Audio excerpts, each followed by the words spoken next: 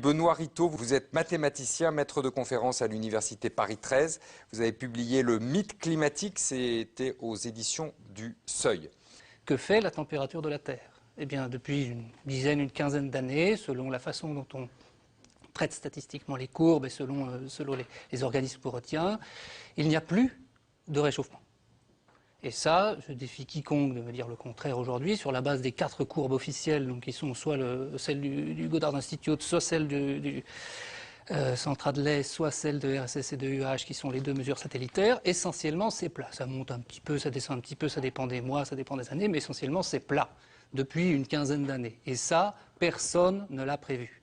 Alors bien sûr, on peut dire c'est ponctuel, ça va repartir, parce qu'effectivement la courbe n'est pas lisse, elle peut monter, elle peut descendre, etc. Mais 15 ans, ça fait trop pour qu'on l'ignore. On ne peut pas dire que c'est juste la nature qui a oublié de continuer à se réchauffer, d'autant que la chaleur, on ne sait pas où elle est partie. Personne ne sait où elle est. Et donc on a un vrai problème théorique qui se pose, qui fait qu'on ne nous parle plus jamais, on se garde bien de nous dire ou de nous montrer la température globale de la Terre. Nous sommes sur un plateau.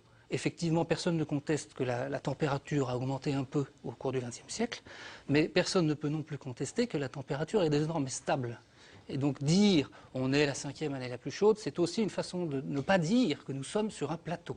Personne ne sait expliquer ce plateau. Quand vous dites ça, vous dites continuons comme on a commencé, ou vous dites en même temps ça ne nous empêche pas d'émettre moins de CO2, de prendre les mesures nécessaires pour moins polluer l'atmosphère, etc. Alors ça, c'est pas une position en faveur de la pollution, votre position. C'est une position qui regarde le climat et les données climatiques. Je ne fais pas de morale, je ne dis pas ce qui est bien ou ce qui est mal. Je ne prétends pas savoir ce qui est bon pour l'humanité ou la planète.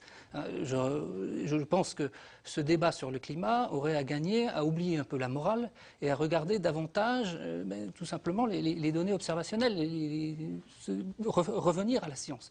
Dans cette affaire, essentiellement, on a eu affaire à un groupe de gens, pour tout un tas de raisons très, très difficiles à étudier, je ne prétends pas avoir le fin mot de l'histoire, mais une conjonction de beaucoup de choses qui ont fait que des gens se sont réunis et ont constitué une sorte d'entre-soi, où ils sont tous d'accord entre eux, ou en tout cas le but du jeu pour eux c'est de se mettre d'accord, c'est un petit peu l'idée du GIEC, c'est de créer un consensus ou d'accélérer un consensus, et on a l'impression qu'on est complètement coupé à voir certaines déclarations, on est complètement coupé de ce qui se passe pour de vrai. C'est-à-dire que finalement la température n'a plus d'importance, on va chercher un autre phénomène, donc on va prendre le CO2, parce que lui effectivement il continue à augmenter. Je comprends ce que vous voulez dire.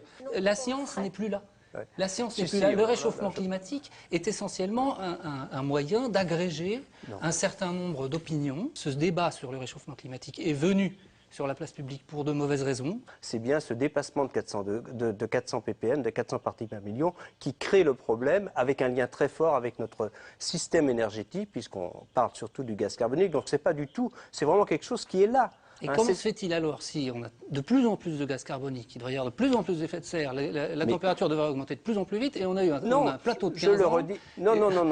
Dans un monde, non, ça ne dérange pas, parce que l'essentiel est ailleurs.